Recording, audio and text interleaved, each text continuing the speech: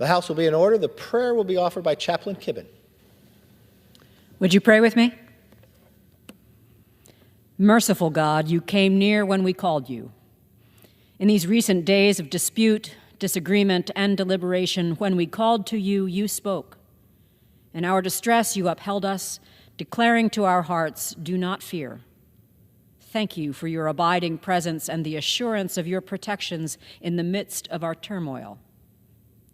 Just God, last week you heard our troubles and took up our case, rightly dividing requirement from embellishment, clarifying necessity from excess, and guiding a way through competing concerns. You redeemed our concerted attempts to uphold the stewardship of our country's resources and the trusteeship of our government's responsibilities. Sovereign God, set the course this week that these members can navigate the way ahead with your leadership. Shed your light on the path that both their debate and their decisions would reflect your wisdom, your compassion, and your forbearance. We call on your name, O Lord, from the depths of all that we have endured and with the whole of our very being. Do not close your ears to our cry for your direction. Amen. Amen. The chair has examined the journal of last day's proceedings and announces the approval thereof. Pursuant to Clause 1 of Rule 1, the journal stands approved. For what purpose does the gentleman from South Carolina seek recognition? Mr. Speaker, pursuant to Clause 1, Rule 1, I demand a vote on agreeing to the Speaker's approval of the journal. The question is on agreeing to the Speaker's approval of the journal. Those in favor, please say aye. Aye. Those opposed, say nay. The ayes have it, and the journal stands approved. For what purpose does the gentleman from South Carolina seek recognition? Mr. Speaker, I object to the vote on the ground that a quorum is not present and make the point of order that a quorum is not present. Pursuant to Clause 8 of Rule 20, further proceedings on the questions are postponed. The Pledge of Allegiance will be led by the gentleman from South Carolina, Mr. Wilson. Everyone, including our guests in the gallery, please join in. I pledge allegiance to the flag of the United States of America and to the republic for which it stands, one nation, under God, indivisible, with liberty and justice for all. The chair will entertain requests for 1-minute speeches. For what purpose does the gentleman from California seek recognition? Mr. Speaker, I look for unanimous consent to address the House for 1 minute and revise and extend my remarks. Without objection, the gentleman is recognized for 1 minute. Thank you, Mr. Speaker. I rise today to pay tribute to a friend, a hero, and a great American.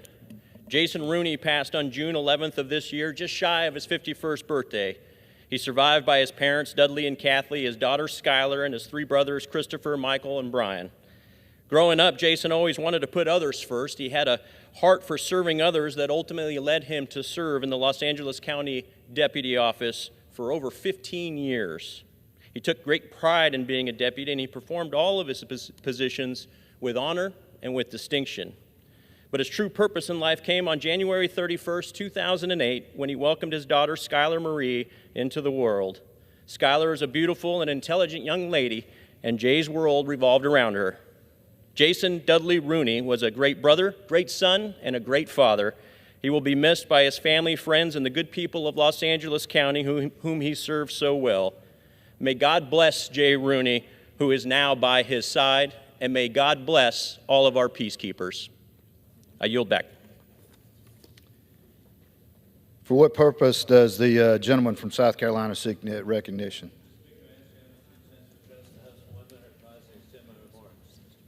Without objection, the gentleman is recognized for 1 minute. Thank you, Mr. Speaker. Tragically, beloved South Carolinian Stanley L. Meyers was passed away on last Wednesday.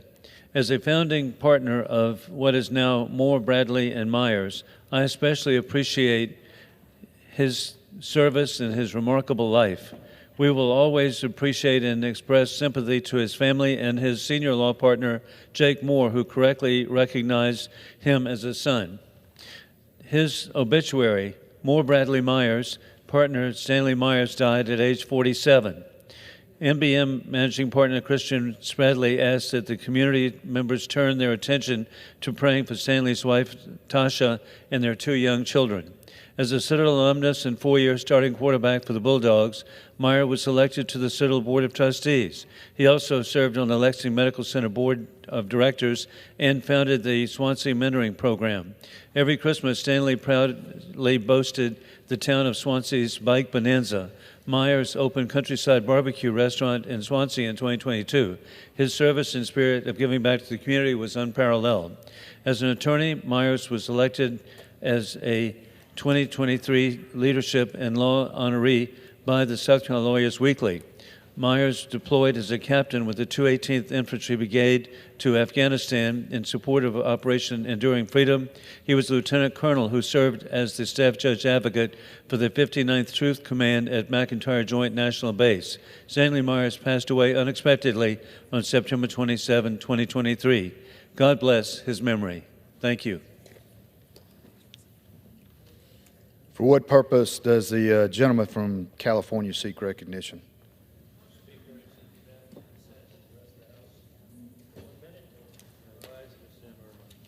Without objection, the gentleman is recognized for 1 minute.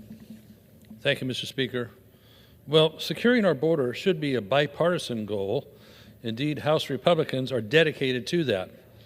We had most of the elements of H.R. 2 was in a bill just last week that we just fell short on mustering, unfortunately. We did pass H.R. 2 separately earlier on to achieve that goal on the border. It's a comprehensive security package that would end the invasion at the southern border, halt the abuse of the asylum process, and strengthen border security. Unfortunately, Senate Leader Schumer won't even bring it up for a vote over in the Senate. Why not? His own New York governor, Democrat Kathy Hochul, called on Congress this weekend demanding a limit on who can come across and more agents to catch illegal immigrants.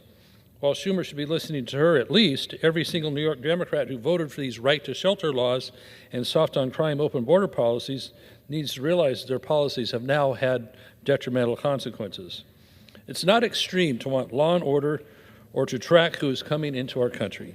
If New York City doesn't have the resources to deal with these waves of illegals coming onto their streets, neither do our certainly do our small border towns in Texas, New Mexico, Arizona, and California.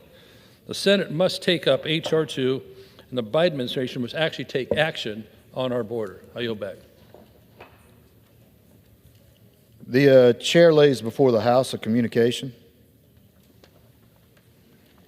The Honorable the Speaker, House of Representatives, sir, pursuant to the permission granted in Clause 2H of Rule 2 of the Rules of the U.S. House of Representatives, the clerk received the following message from the Secretary of the Senate on September 30th, 2023 at 9:10 p.m.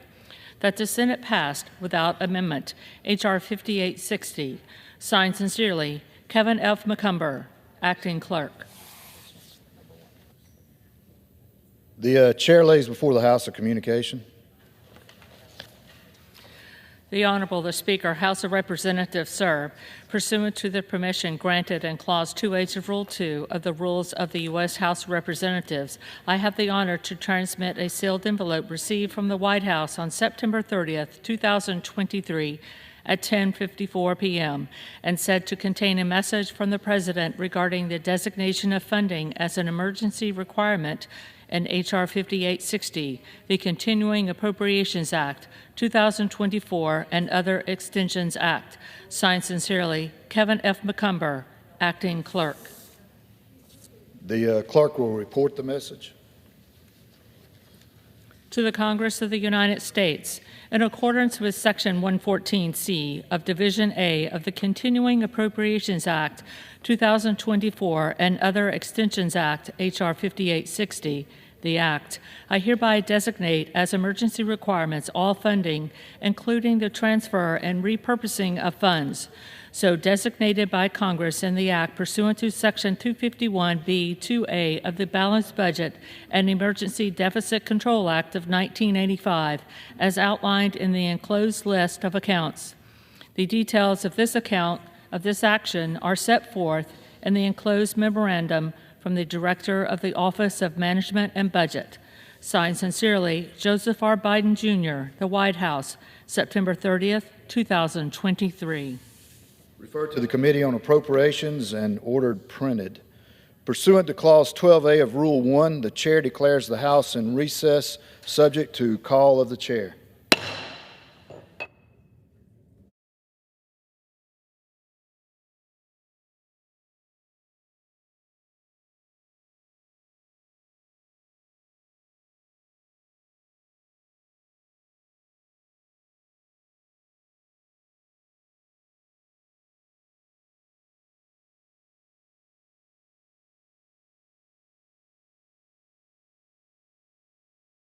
Was signed by the Speaker on Saturday, September 30th, 2023. H.R. 5860, a bill making continuing appropriations for the fiscal year 2024 and for other purposes. Pursuant to Clause 8 of Rule 20, the Chair will postpone further proceedings today on motions to suspend the rules on which a recorded vote of the yeas and nays are ordered, or votes objected to under the Clause 6 of Rule 20. The House will resume proceedings on postponed questions at a later time. For what purposes does the gentleman from Kentucky seek recognition? Mr. Speaker, I move that the House suspend the rules and pass the bill H.R. 292. The clerk will report the title of the bill. H.R. 292, a bill to designate the facility of the United States Postal Service located at 24355 Creekside Road in Santa Clarita, California, as the William L. Reynolds Post Office Building. Pursuant to the rule, the gentleman from Kentucky, Mr. Comer, and the gentleman from Maryland, Mr. Raskin, each will control 20 minutes. The Chair recognizes the gentleman from Kentucky. Mr. Speaker, I ask unanimous consent that all members have 5 legislative days in which to revise and extend their remarks and include extraneous material on this measure. Without objection. I yield myself such time as I may consume. The gentleman is recognized. Thank you, Mr. Speaker. I rise in support of this bill, which would name a post office in Santa Clarita, California, after William Bill Reynolds. Reynolds served in the Vietnam War and earned both the Purple Heart and Bronze Star. After serving, he moved with his wife, Meg, to the Santa Clarita Valley, where Reynolds dedicated his life to advocating for his fellow veterans. Reynolds passed away in 2021 after organizing the memorial wall at Veterans Plaza in Newhall and accompanying the U.S. President to Da Nang in commemoration of the 50th anniversary of the Vietnam War. I support naming a post office in Bill Reynolds' memory. I'm proud to honor his life of service to the American people and work to memorialize the memory of America's veterans. I encourage my colleagues to support this bill, and I reserve the balance of my time. The gentleman reserves. The gentleman from Maryland is recognized. Thank you, Mr. Speaker. I yield myself such time as I may consume. You're recognized. Mr. Speaker, I rise today in support of H.R. 292 to designate the facility of the U.S. Postal Service located at 24355 Creekside Road in Santa Clarita, California, as the William L. Reynolds Post Office Building. William Reynolds, better known as Bill, was brought up in the San Fernando Valley. He was the son of a World War I veteran. Following high school graduation before his 20th birthday, he followed in his father's footsteps and enlisted in the U.S. Army during the Vietnam War. He served in the 9th Infantry Division and is recalled as one of few surviving service members of the Charlie Company's Boys of 67. For his heroic service, Mr. Reynolds earned a Bronze Star and a Purple Heart. After receiving an honorable discharge, he moved to the Santa Clarita Valley in California with his wife, Meg. He spent the remaining years of his adult life as an influential supporter of veterans. In addition to his military accolades, he is remembered for single-handedly organizing a local effort to construct a memorial wall at the Veterans Plaza to honor Santa Clarita Valley veterans from World War I to the present day. He also traveled to Da Nang, Vietnam, with a veteran delegation led by a former president to honor the 50th anniversary of the Vietnam War. As a passionate advocate for Santa Clarita Valley's local veteran community, he became a high-profile historian as Director of Veterans Affairs for 2 Santa Clarita-based news journals, publishing more than 100 different biographies of local veterans in his community. On January 11, 2021, he passed away. I encourage my colleagues to join me in honoring the distinguished life of Mr. Reynolds by naming a post office in Santa Clarita, California after him. I reserve the balance of my time. Gentleman from Maryland reserves. The gentleman from Kentucky is recognized. Mr. Speaker, I yield 4 minutes to the gentleman from California, Mr. Garcia. Gentleman from California is recognized. Thank you, Mr. Speaker. I want to thank the chairman and ranking member Raskin for the support on this very special bill for a real, true American hero. I rise today in support of H.R. 292 to name the post office in Valencia, California, after a true American patriot, Mr. Bill Reynolds. This is a fitting tribute for someone who gave so much over the course of his life to this beautiful nation. While his military service and heroism in the jungles of Vietnam with the famous Charlie Company warrant this honor alone, it was his tireless commitment to recognizing his fellow brothers and sisters in arms that cemented him as a lion in the veterans community. A lifelong resident of Southern California, Bill was drafted for service shortly after graduating from high school and went on to join the Army's Charlie Company 9th Division, 4th Battalion, 47th Infantry Regiment. The Boys of 67 is what they were known as. Bill was a part of the only division to be raised, drafted, and trained for service in the Vietnam War. And despite being wounded in action in June of 1967, he continued fighting alongside his friends, defending his friends in the Mekong Delta, and was ultimately awarded the Purple Heart and Bronze Star for his bravery. After his service, he embraced his proud identity of being a U.S. veteran and took every opportunity to advocate and support his brothers and sisters who served. He was one of the very first ambassadors for the Greatest Generation Foundation. He served as a member of the local American Legion post and was a member of the Santa Clarita Veterans Day Committee. During the last decade of his life, Bill cemented his legacy as the most passionate and high-profile veterans advocate in Santa Clarita Valley. He was single-handedly responsible for the installment of a memorial wall at the Veterans Plaza in Newhall, California, and he accompanied the president and fellow veterans to Da Nang to commemorate the 50th anniversary of the Vietnam War. He also worked as the director of Veterans Affairs for the two largest news publications in Santa Clarita, and as director of Veterans Affairs for both Santa Clarita and KHTS Radio. Bill Reynolds served as the historian for local veterans, writing more than 100 profiles and courage of hometown heroes, something that they could share with their families and relive their legacies. Bill was also a devoted husband to his love of his life, Miss Meg, and was a loving father and grandfather to his children and grandchildren. And make no mistake, Mr. Speaker, our nation is simply better because of Bill Reynolds. He embodied the very values that America was founded on and continues to hold to this day: our country, grit, and service above all else. Patriots like Bill Reynolds make the United States the greatest country in history, and this is just a small tribute, naming a post office after him, but it's the least we can do. And the debt of Americans owed to Bill Reynolds can never fully be paid. I urge my colleagues to join me and pass this very special bill to honor a true American hero. I yield back. The gentleman from Kentucky reserves. The gentleman from Maryland is recognized. I'm prepared to close. The gentleman from Maryland is recognized. Oh.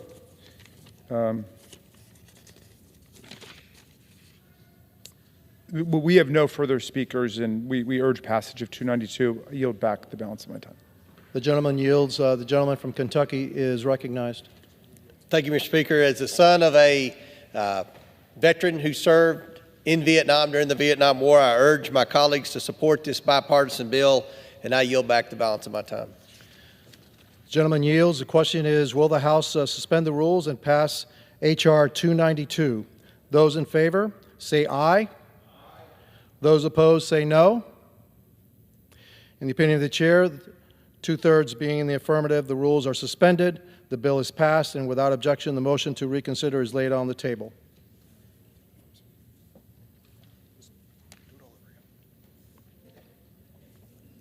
For what purposes does the gentleman from Kentucky seek recognition? Mr. Speaker, I move that the House suspend the rules and pass the bill H.R. 996. The clerk will report the title of the bill. H.R. 996, a bill to designate the facility of the United States Postal Service located at 3901 MacArthur Boulevard in New Orleans, Louisiana, as the Dr. Rudy Lombard Post Office. Pursuant to the rule, the gentleman from Kentucky, Mr. Comer, and the gentleman from Maryland, Mr. Raskin, each will control 20 minutes. The chair recognizes the gentleman from Kentucky. Thank you, Mr. Speaker. I ask unanimous consent that all members have 5 legislative days in which to revise and extend their remarks and include extraneous material on this measure. Without objection. I yield myself such time as I may consume. The gentleman is recognized. Thank you, Mr. Speaker. I rise in support of this bill, which names a New Orleans post office for Dr. Rudolph Joseph Lombard. Dr. Lombard was born and raised in New Orleans and grew up witnessing discrimination in New Orleans, which inspired him to become a leading activist. As a college student at Xavier University, he organized a sit-in 1960 at McCrory's Five and Dime store to protest Jim Crow laws. Dr. Lombard's activism led to the landmark Supreme Court case Lombard versus Louisiana, which overturned related charges and set a critical precedent for striking down segregation laws. Dr. Lombard was dedicated to justice and equality.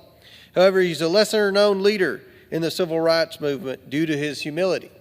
Today, the U.S. House publicly recognizes his contributions.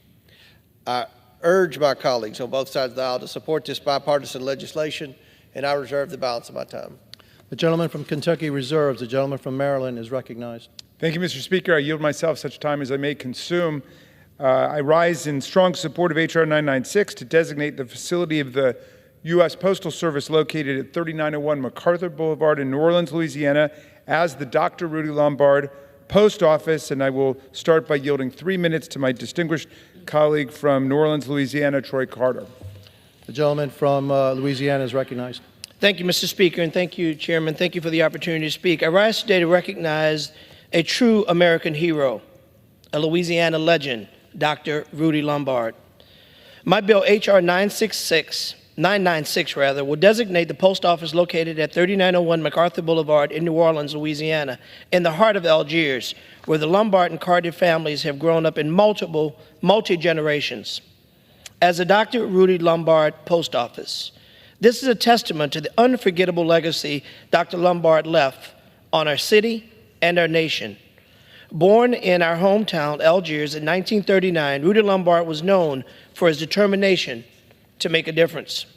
As a young college student at Xavier University, Dr. Lombard was a pillar of strength during the height of segregation.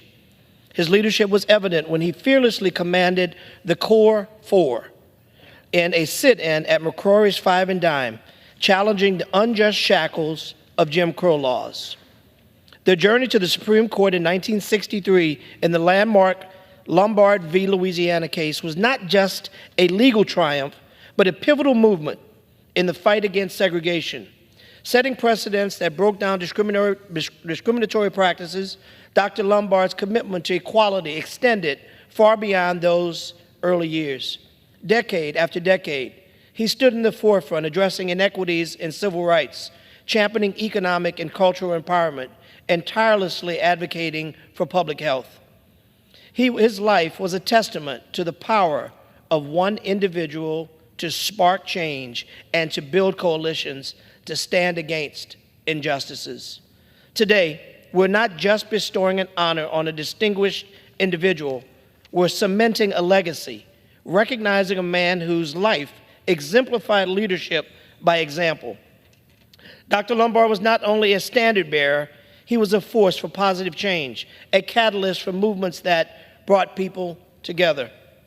In leading this bipartisan initiative, I am honored to stand beside the entire Louisiana congressional delegation who recognize the importance of preserving Dr. Lombard's memory. I'd like to personally thank my colleagues for standing with me. I pray this serves as a reminder to future generations that the struggle for justice is in fact real, and the impact for one's personal commitment can resonate across the ages. Yes, one person can make a difference. Dr. Rudy Lombard certainly has done just that for generations and generations to come with his courage, his leadership, and his commitment. This honor today is a small token to recognize and pay homage to his great leadership. Thank you all for the time that you've spent in listening, and thank you that we may all strive to emulate the spirit of Dr. Rudy Lombard in our service to the American people. I urge your favorable passage, and I yield back.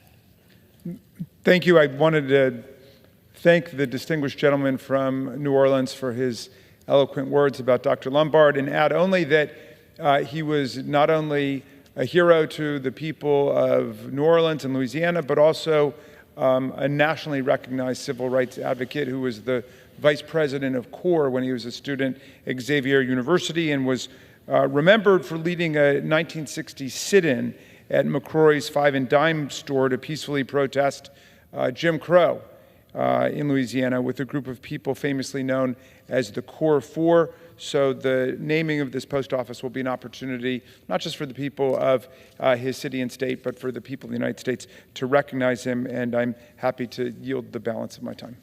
The gentleman from Maryland yields. The gentleman from Kentucky is recognized. Mr. Speaker, I have no speakers and am prepared to close. The gentleman is recognized.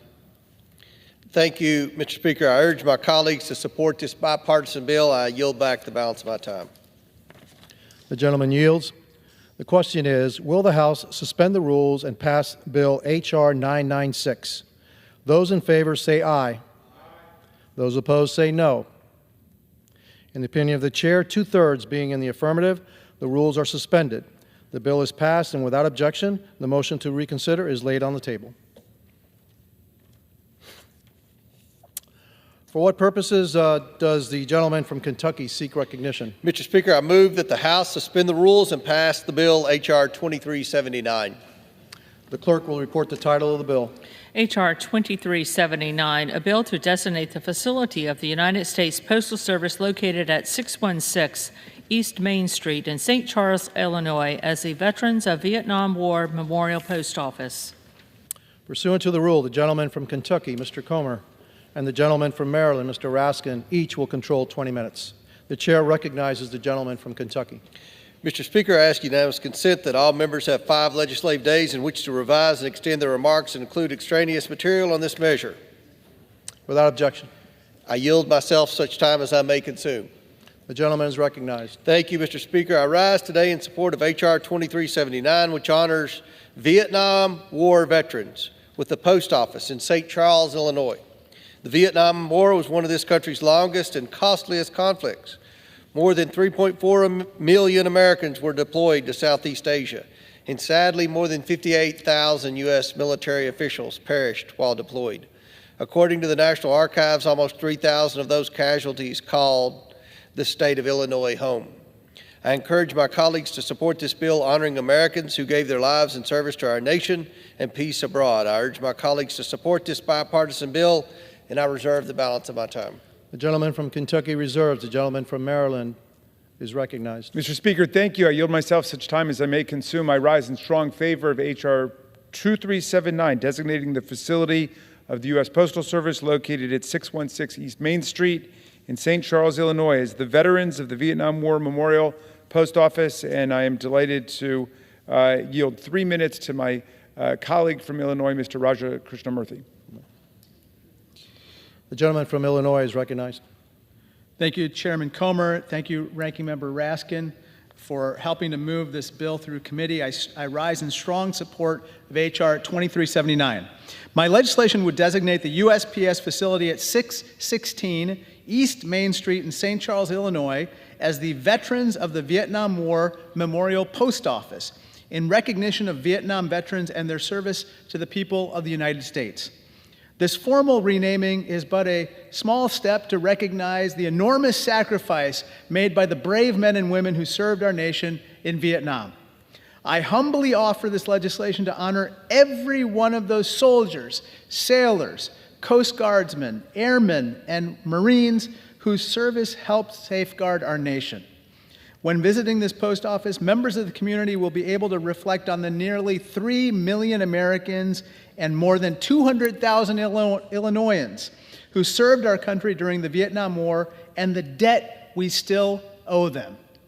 It is my hope that the Veterans of the Vietnam War Memorial Post Office will serve as a beacon of recognition in the community, shining a light on all the sacrifices that these veterans made for all of us. And to all of them, we once again say, welcome home. I yield back the balance of my time.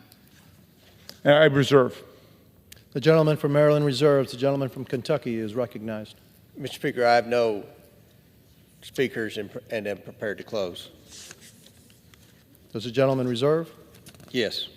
The gentleman from Kentucky reserves. The gentleman from Maryland is recognized. All right. Thank you, Mr. Speaker. I want to thank the distinguished gentleman from Illinois for his remarks about the naming of this post office and strongly encourage all of our colleagues to endorse this significant legislation. And I'm happy to yield back the balance of my time.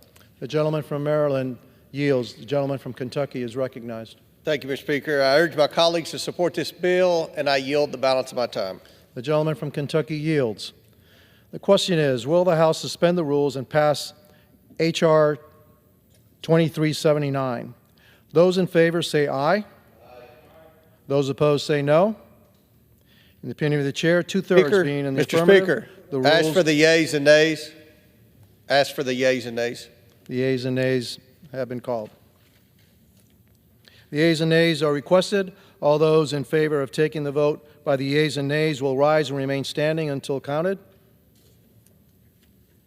Sufficient number having risen, the yeas and nays are ordered. Pursuant to Clause 8 of Rule 20, further proceedings on this question will be postponed. For what purpose does the gentleman from Kentucky seek recognition? Mr. Speaker, I move that the House suspend the rules and pass the bill H.R. 3944. The clerk will report the title of the bill. H.R. 3944, a bill to designate the facility of the United States Postal Service located at 120 West Church Street in Mount Vernon, Georgia, as the Second Lieutenant Patrick Palmer Calhoun Post Office. Pursuant to the rule, the gentleman from Kentucky, Mr. Comer, and the gentleman from Maryland, Mr. Raskin, each will control 20 minutes.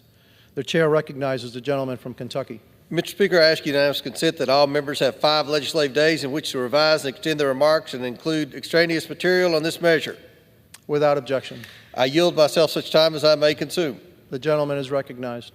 Thank you, Mr. Speaker. I rise in support of this bill, which would name a post office in Mount Vernon, Georgia, after Second Lieutenant Patrick Palmer Calhoun. Patrick Calhoun grew up in Mount Vernon, Georgia, earned a degree from the University of Georgia, and then enlisted in the U.S. Army. During his service in South Vietnam, his helicopter was tragically shot down on April 19, 1965. Second Lieutenant Calhoun was declared missing in action before being declared dead at the tragically young age of 24. He perished serving his country, and I support naming a post office in his memory. I urge my colleagues on both sides of the aisle to support this common sense legislation, and I reserve the balance of my time. The gentleman from Kentucky reserves. The gentleman from Maryland is recognized. Thank you, Mr. Speaker. I yield myself such time as I may consume. Second Lieutenant Patrick Palmer Calhoun was born on March 19, 1941, and raised in Mount Vernon, Georgia. He graduated from the University of Georgia, enlisted in the U.S. Army in the middle of the Vietnam War, and while stationed in South Vietnam, Second Lieutenant Calhoun served heroically for his country as a Rotary Wing Aviation Unit commander. On April 19, 1965, his helicopter was shot down by enemy fire in the Pleiku province. He was later declared killed while missing in action at the tender age of 24. I encourage my colleagues to join us in honoring the life of Second Lieutenant Calhoun by naming a post office in Mount Vernon, Georgia after him, and I am happy to yield back the remainder of my time. The gentleman from Maryland yields. The gentleman from Kentucky is recognized. Mr. Speaker, I yield 3 minutes to the gentleman from Georgia, Mr. Allen. The gentleman from Georgia is recognized. Thank you, Mr. Speaker. I rise today to recognize the life of an American patriot, Vietnam veteran, an amazing man who couldn't be more deserving of having his name displayed on the U.S. Post Office in Mount Vernon, Georgia. Second Lieutenant Patrick Palmer Calhoun, a native of Mount Vernon, Georgia, located in the 12th District of Georgia, my district, was born on March 19, 1941. After graduating from Montgomery County High School in 1959, Second Lieutenant Calhoun attended the University of Georgia, where he joined the ROTC and earned his pilot's license while finishing his junior year of college.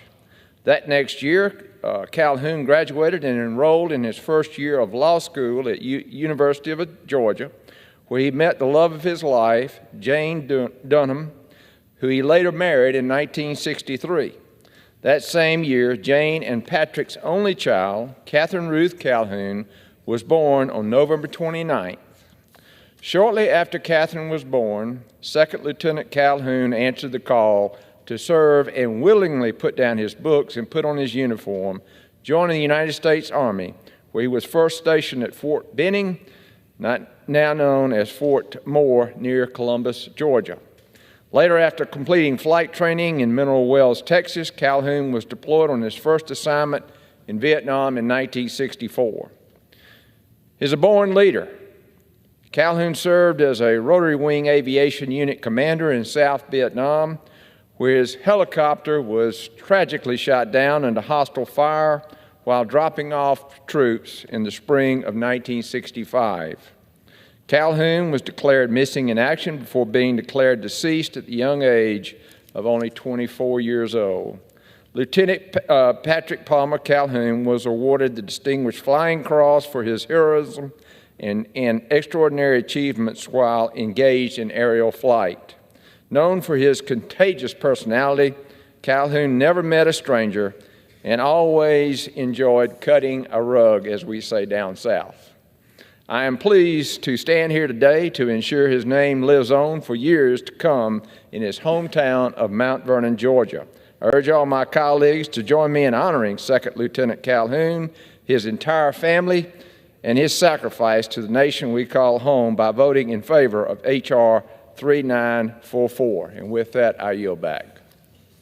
Reserve. The gentleman from Maryland has yielded. Yeah, Mr. Speaker, I have no further speakers and am prepared to close.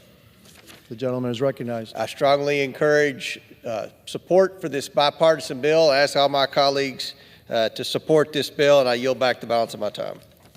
The gentleman yields. The question is, will the House suspend the rules and pass the bill H.R. 3944? Those in favor say aye. Aye. Those opposed, no.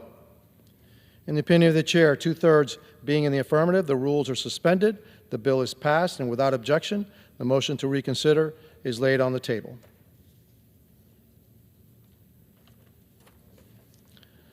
For what purpose does the gentleman from Kentucky seek recognition?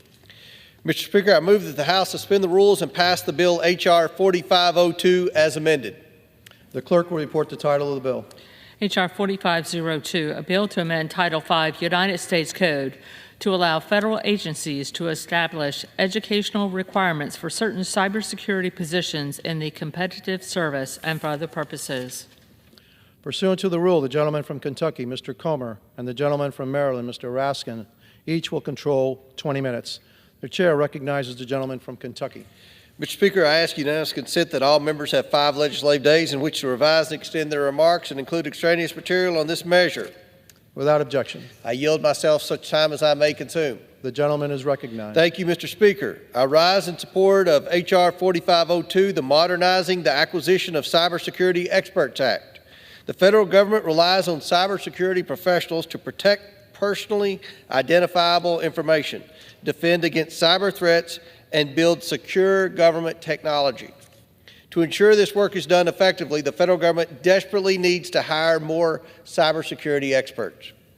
The United States, however, faces a labor shortage of cybersecurity professionals, amounting to nearly 700,000 job vacancies. Many cybersecurity experts have the right technical skills and experience, but federal hiring managers are not allowed to consider them because they lack a formal college degree. This bureaucracy creates unnecessary barriers to employing some of the best and brightest cybersecurity professionals. I urge my colleagues to support this simple and necessary bill, and I reserve the balance of my time. The gentleman reserves. The gentleman from Maryland is recognized. Thank you, Mr. Speaker, and I will yield myself such time as I may consume. Without objection. As ranking member of the House Committee on Oversight and Accountability, I rise in strong support of H.R. 4502, the Modernizing the Acquisition of Cybersecurity Experts Act. I thank my distinguished colleagues, Representative Nancy Mace from South Carolina, who's the chair of the Cybersecurity, Information Technology, and Government Innovation Subcommittee, and Representative Katie Porter, who's the ranking member of the Healthcare and Financial Services Subcommittee, for their excellent bipartisan work on this bill, something that, yes, does still exist in the U.S. House of Representatives. This year, more than 750,000 cybersecurity jobs in the United States will be left unfilled. Each one is a missed opportunity for a talented person and also a missed opportunity for our country. These are well-paid positions with great job security. They're essential to the protection of our government, the prosperity of our businesses, and the security of our communities. And one big barrier to entry for many of these jobs is the requirement that applicants have a college degree, even if that degree has no bearing on the technical expertise required to satisfactorily meet the demands of the job or to successfully perform the work. Remember that Mark Zuckerberg dropped out of college before he created Facebook. According to a 2017 study by Harvard Business School, more than 60% of employers turned down qualified applicants in the IT field because they didn't have a college degree. Many such applicants were turned down even when they sought to fill jobs vacated by individuals who also didn't have college degrees. This degree inflation excludes people from opportunity. In 2022, less than 40% of the population over the age of 24 had a bachelor's degree. As technological and cultural advancements continue to transform the nature of the workplace, businesses and public sector entities alike have begun to realize that college degrees are not always effective proxies for job qualifications and skills. Often highly capable candidates became that way precisely because they pursued their own path in life, a non-traditional route into the workforce. To remain competitive and to attract top talent, hiring authorities could no longer allow degree inflation to automatically disqualify more than half of our workforce. H.R. 4502 applies the same logic to the federal cybersecurity workforce, which performs the critical work of defending our federal networks and our federal data from attack. Recognizing that the government must be competitive to attract high-demand cybersecurity talent to public service, the bill eliminates the requirement that a BA degree is a prerequisite to federal hiring for cybersecurity. Eliminating unnecessary degree requirements isn't just good for business, it's good for workers, and especially minority workers who are too often excluded from opportunity. In 2022, less than 30% of the black population had a bachelor's degree. For the Hispanic population, that number is even lower at 21%.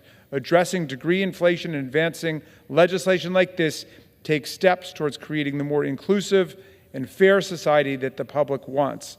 This bill contributes to a record of strong bipartisan cooperation to strengthen federal cybersecurity and its workforce. Democrats led passage of the CHIPS and Science Act last year with increased funding for federal cyber workforce programs, and the Office of the National Cyber Director recently published the Biden-Harris administration's National Cyber Workforce and Education Strategy.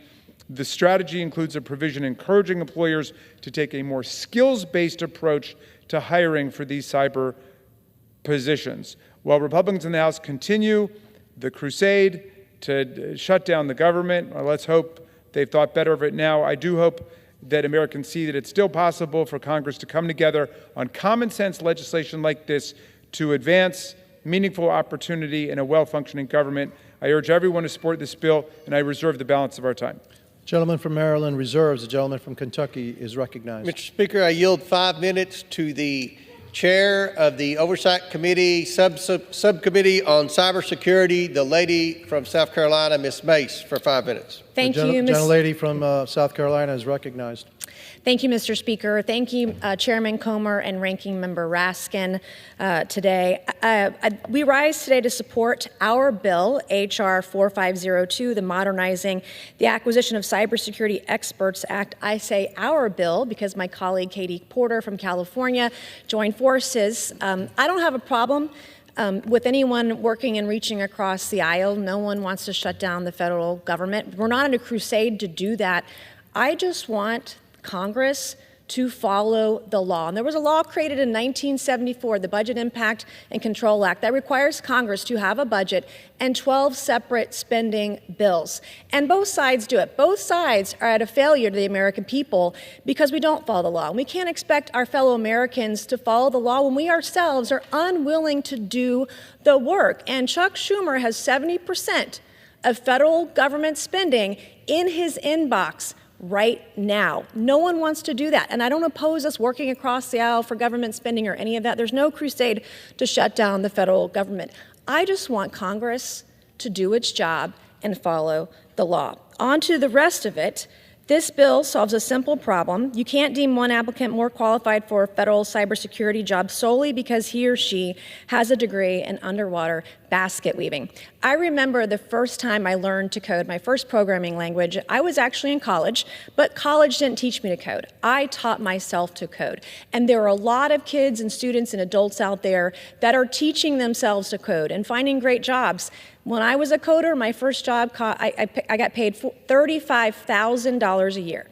Because of the demands of these jobs today, it's a much better era for programmers and engineers. I have a family member today, never stepped foot in college. He recently turned 22, he owns his own home, and he makes significantly more money than we do as members of Congress.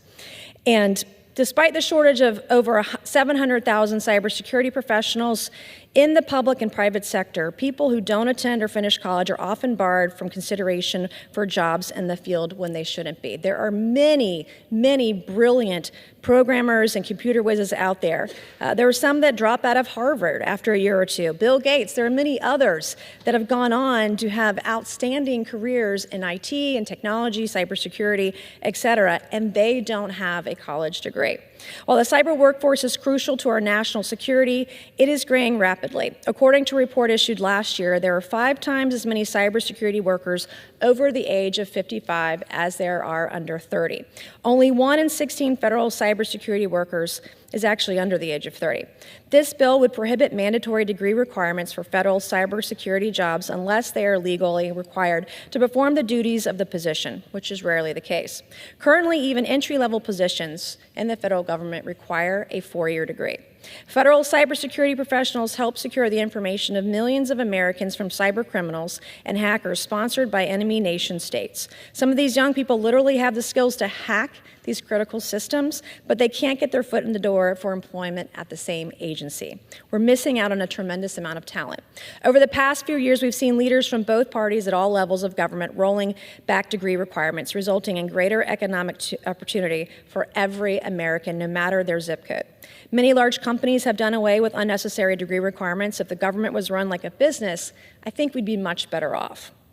This bipartisan bill codifies, I hope no one's heads explode today, a Trump-era executive order maintained by the Biden administration. I can think of nothing more bipartisan than this. And again, lastly, I want to thank my colleague, Katie Porter from California, for her work on this valuable piece of legislation. Thank you, and I yield back.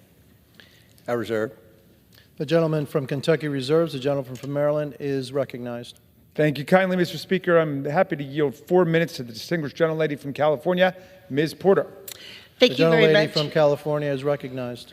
Thank you very much. Thank you, Chairman Comer and Ranking Member Raskin, for recognizing me. I rise today in support of legislation that I partnered on with Congresswoman Mace to modernize hiring guidance for federal cybersecurity jobs. She and I both agree that government employees should be the best in the business. Taxpayers deserve nothing less from the people that we employ. But how do we get the best of the best into our federal jobs? Just like in any market, it all comes down to one thing: fostering competition. For too long, overly restrictive federal hiring guidance has stifled competition and prevented federal agencies from being able to hire the best applicants for cybersecurity jobs if they don't meet all of the stringent educational requirements. If who gets hired for our federal jobs always comes down to just one credential, our government is going to miss out on some great employees. No part of the federal government should disqualify an individual from winning the competition for a federal job based on whether they have one type of educational credential. We're only going to figure out who's best to fill a role if we let all qualified candidates show us all their qualifications.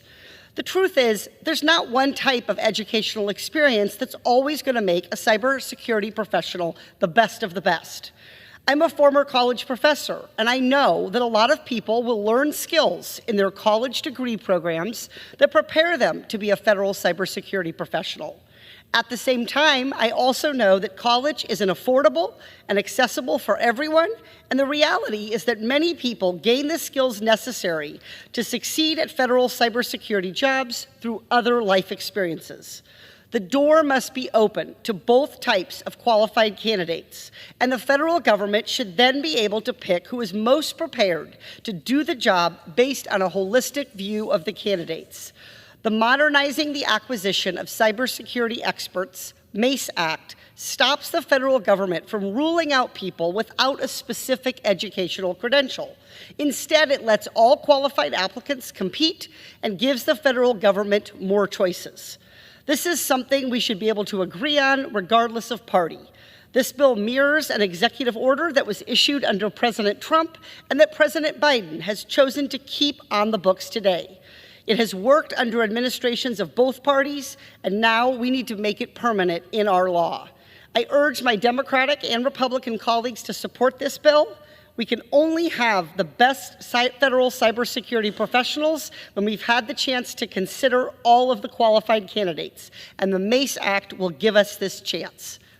I yield back to the ranking member. I want to thank the distinguished gentlelady from California for her introduction of this legislation with Congresswoman Mace and for her leadership here. And the gentlelady is absolutely right that there are people who may have gotten a college degree and a PhD in some other field, but are completely unprepared and unqualified to have a cybersecurity professional's job in the federal government. And there are those who never went to college at all who would be excellently prepared based on what their professional and life experience has been. So I thank you for moving in this direction, and I hope we can look at some other parts of federal hiring to make sure we're making equivalent adjustments so we are getting, as the gentlelady says, the best candidates. I am wondering, and I would yield to you for a second if you know the answer to this, is it just a happy coincidence that the acronym for this legislation is the MACE Act?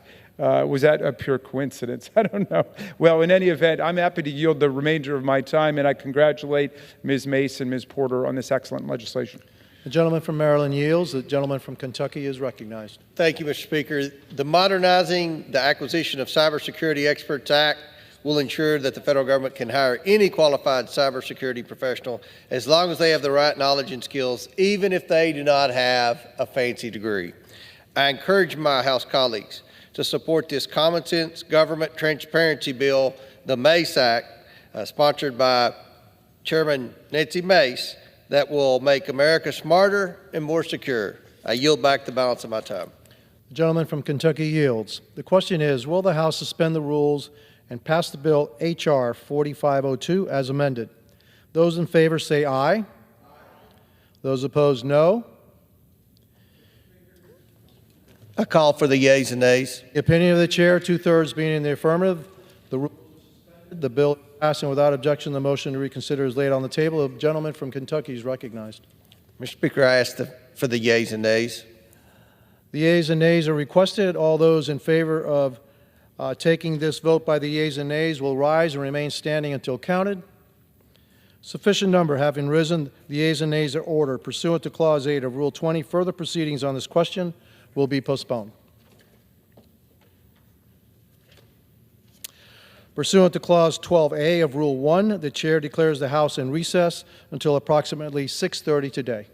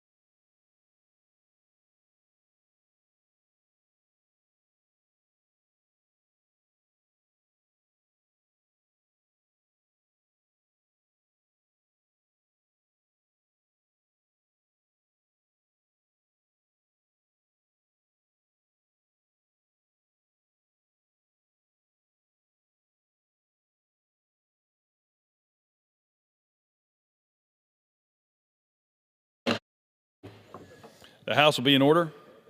Proceedings will resume on questions previously postponed. Votes will be taken in the following order. Motions to suspend the rules and pass H.R. 2379 and H.R. 4502, and on agreeing to the Speaker's approval of the Journal if ordered. The first electronic vote will be conducted as a 15-minute vote. Pursuant to Clause 9 of Rule 20, remaining electronic votes will be conducted as 5-minute votes.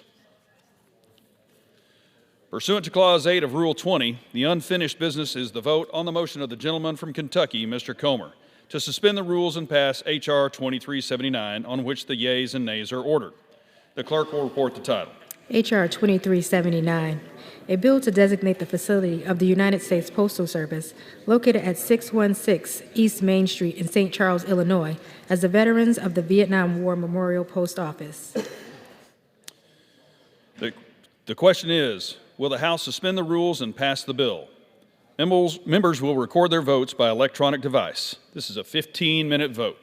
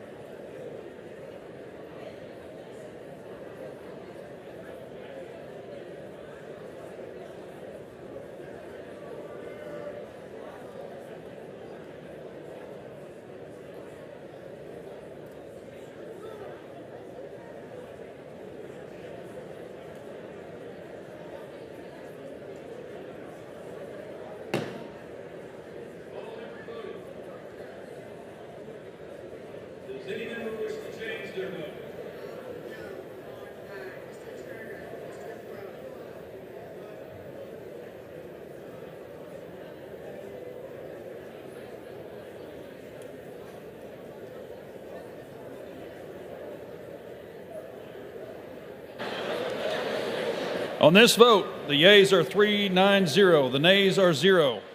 1 recorded as present. 2/3 being in the affirmative, the rules are suspended. The bill is passed, and without objection, the motion to reconsider is laid on the table.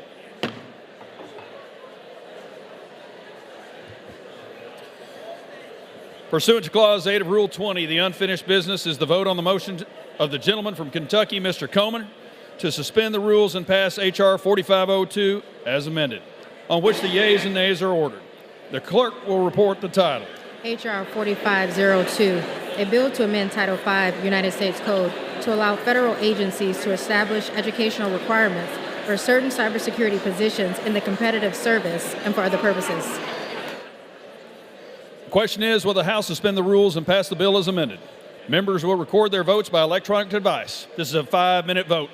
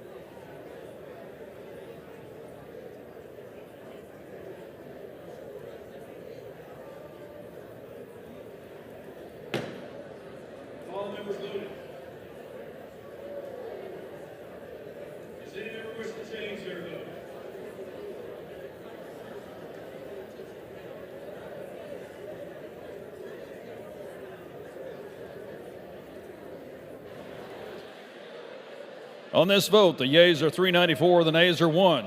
2/3 being in the affirmative, the rules are suspended, the bill is passed, and without objection, the motion to reconsider is laid on the table. Without objection, the title is amended.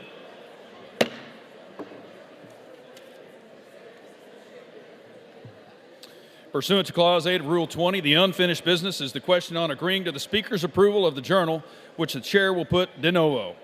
The question is on agreeing to the Speaker's approval of the journal. Those in favor say aye. Aye. Those opposed say no. In the opinion of the Chair, the ayes have it, and the journal stands approved.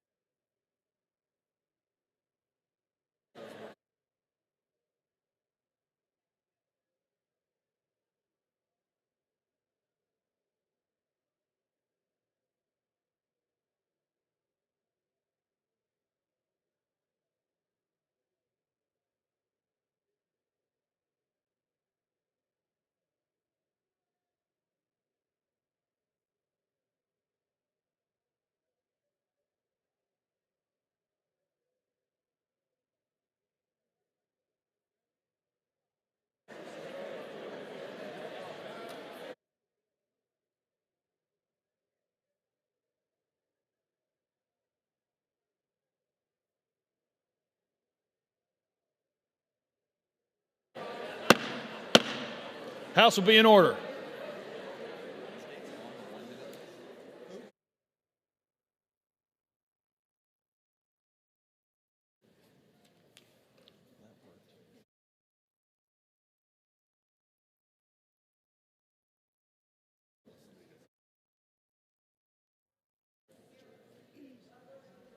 Chair will now entertain requests for 1-minute speeches. For what purpose does the gentleman from Florida seek recognition? Advise to extend my remarks. Without objection, the gentleman is recognized for 1 minute. Mr. Speaker, pursuant to Clause 2A1 of Rule 9, I rise to give notice of my intent to raise a question of the privileges of the House. Does the gentleman first yield back his 1-minute speech? I do. For what purpose does the gentleman from Florida now seek recognition? Mr. Speaker, pursuant to Clause 2A1 of Rule 9, I rise to give notice of my intent to raise a question of the privileges of the House. The gentleman will state the form of his resolution. Declaring the office of Speaker of the House of Representatives to be vacant. Resolved that the office of Speaker of the House of Representatives is hereby declared to be vacant. Under Rule 9, a resolution offered from the floor by a member other than the majority leader or the minority leader as a question of the privileges of the House has immediate precedence only at a time designated by the chair within 2 legislative days after the resolution is properly noticed. Pending that designation, the form of the resolution noticed by the gentleman from Florida will appear in the record at this point. The chair will not at this point determine whether the resolution constitutes a question of privilege. That determination will be made at the time designated for consideration of the resolution.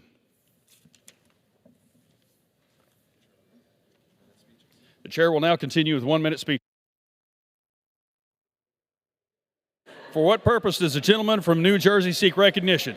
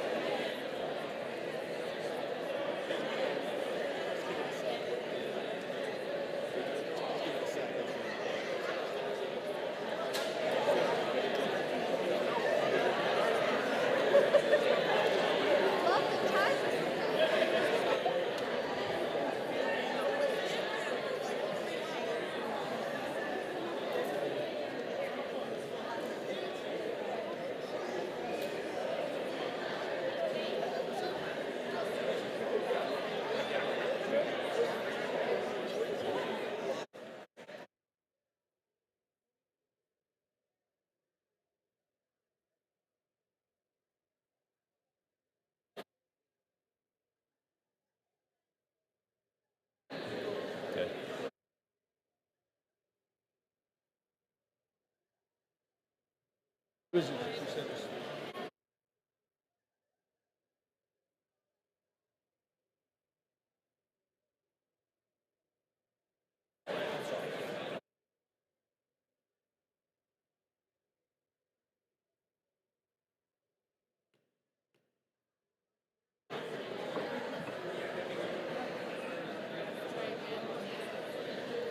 House will be in order.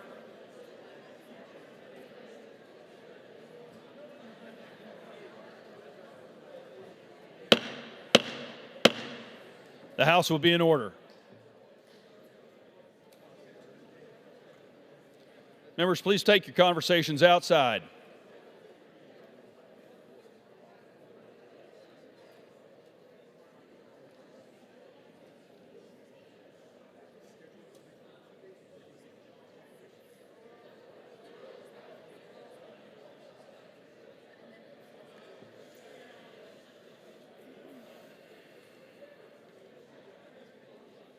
Is he ready?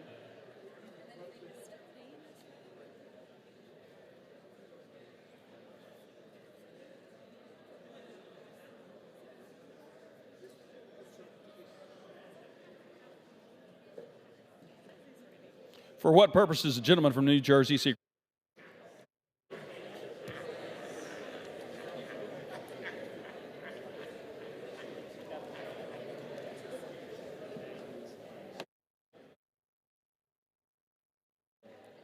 For what purpose does the gentleman from Pennsylvania seek recognition? Request unanimous consent to address the House for 1 minute, revise and extend, and the House is not in order. The House will be in order. Without objection, the gentleman from Pennsylvania is recognized for 1 minute. Thank you, Mr. Speaker. Mr. Speaker, I rise today to recognize the Mifflinburg Hose Company, #1, for their 125 years of service. Over the weekend, the community gathered to celebrate this monumental anniversary. The fire company was established in 1898 with 40 members. David L. Grover was the fire president, and H.O. Bauer was the first fire chief. For generations, these firefighters have protected the community and provided essential services. Since its founding in 1898 with 40 members, the company has grown to 125 members and 75 active firefighters. The Mifflinburg Hose Company's coverage area includes parts of the Bald Eagle State Park, or State Forest, R.B. Winter State Park, and the numerous other smaller state parks and natural areas, parts of the Appalachian Mountains. This is some of the roughest terrain in the Mid-Atlantic area. The department responds to structure fires, silo fires, vehicle accidents, farm accidents, search and rescue, wildfires, and more. As a former volunteer firefighter, I know firsthand the value that they play in our community. Thank you to all the members of the Mifflinburg Hose Company #1 for your service. Congratulations on this significant achievement. Thank you, Mr. Speaker, and I yield back the balance of my time. For what purpose does the gentleman from New Jersey seek recognition? Ask unanimous consent to address the House in 1 minute, revise and extend my remarks. Without objection, the gentleman is recognized for 1 minute.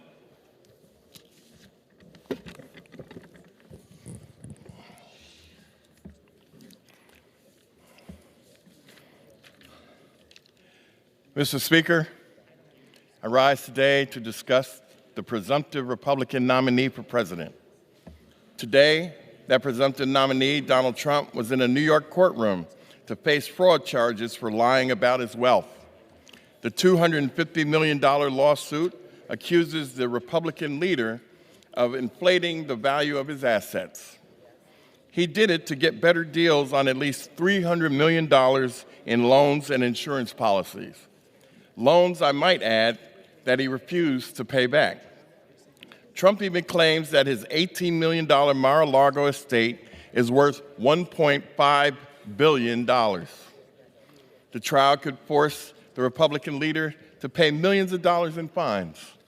I remember when the Republican Party used to fight for fiscal responsibility. Now they bow to a man who cheats on his taxes, steals from banks, fails to pay subcontractors, and defrauds investors. That does not sound responsible to me. And it is disgraceful behavior from a presidential candidate. And with that, Mr. Speaker, I yield back. For what purpose does the gentleman from New York seek recognition? I ask unanimous consent to address the House for 1 minute and to revise and extend my remarks. Without objection, the gentleman is recognized for 1 minute. Mr. Speaker, I rise today to recognize Reverend Jeanette Phillips of Peekskill, who passed away last month.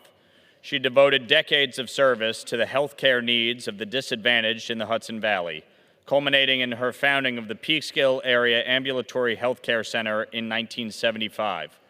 Over the course of her life of service, Reverend Phillips received myriad awards and recognitions, including the New York State Governor's Award for African Americans of Distinction in 1994, the CHCA NYS Catherine M. Abate Memorial Award in 2018, and Crane's Notable Women in Healthcare in 2019. She also received the Sojourner Truth Award as well as the Harriet Tubman Award for her work as the Westchester District President of the Harriet Tubman Home Historical Society. Reverend Phillips is survived by 3 daughters, 2 sons, and more than 100 grandchildren, great-grandchildren, and great-great-grandchildren. It is an honor to enter her name into the congressional record and recognize Reverend Jeanette Phillips, a trailblazing humanitarian, historic preservationist, and a proud matriarch. And with that, I yield back. For what purpose does the gentleman from North Carolina seek recognition? Mr. Speaker, I ask for unanimous consent to address the House for 1 minute to revise and extend. Without objection, the gentleman is recognized for 1 minute. Mr. Speaker, today is the day. Life-saving Medicaid expansion takes effect as the state budget of North Carolina becomes law. After more than a decade of waiting, in some cases dying without access to life-saving health care, nearly 95,000 Eastern North Carolinians trapped in the Medicaid coverage gap now have a lifeline. Medicaid expansion will be formally launched in North Carolina on December the 1st of 2023. As co-chair of the State Medicaid Expansion Caucus, I want to emphasize my unwavering commitment to this cause. I pledge to work closely with my former colleagues in the state legislature to ensure Medicaid expansion is implemented effectively and we address the unacceptable health disparities that have persisted in the East for far too long. Let us stand together and make the delivery of health care a reality. Mr. Speaker, I yield back. For what purpose does the gentleman from Georgia seek recognition? Ask unanimous consent to address the House for 1 minute to revise and extend my remarks. Without objection, the gentleman from Georgia is recognized for 1 minute. Mr. Speaker, I rise today to celebrate Sid Nettleman, a World War II veteran who recently celebrated his 100th birthday. On July 21st, 2023, Mr. Nettleman celebrated 100 years of life surrounded by his family and friends in Savannah, Georgia. Mr. Nettleman grew up in Chicago and was the first of his family who had recently immigrated from Lithuania to be born in America. Mr. Nettleman enlisted in the Army on December 8, 1941, where he served as a sergeant in the Army Air Corps. He flew over Normandy on D-Day 3 times, assisting other members by dropping supplies, paratroopers, and parasails. After retiring from the military, he got a job in a clothing store, and he taught dance lessons at the Fred Astaire Dance Studios in his spare time. In 1948, Sid met the love of his life, Marilyn, at a dance, and they were married shortly thereafter. He and Marilyn had 2 sons, Lee and Jerry. After her passing, he moved with his sons to Savannah, Georgia, where he still lives today. Thank you for your service, Sid, and happy 100th birthday. Thank you, Mr. Speaker. I yield back. For what purpose does the gentleman from Indiana seek recognition? Mr. Speaker, I ask unanimous consent to address the House for 1 minute. Without objection, the gentleman from Indiana is recognized for 1 minute. Mr. Speaker, it is with great respect that I rise to recognize former Indiana Governor Frank O'Bannon as we reflect on the 20-year anniversary of his passing. The O'Bannon family and the Mervan family have had great partnerships over decades.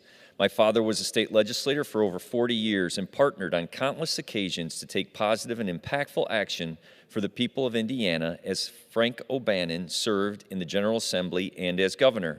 I remain grateful for the example they have provided on how to work together with members of both sides of the aisle and with all levels of government to find common ground and achieve success.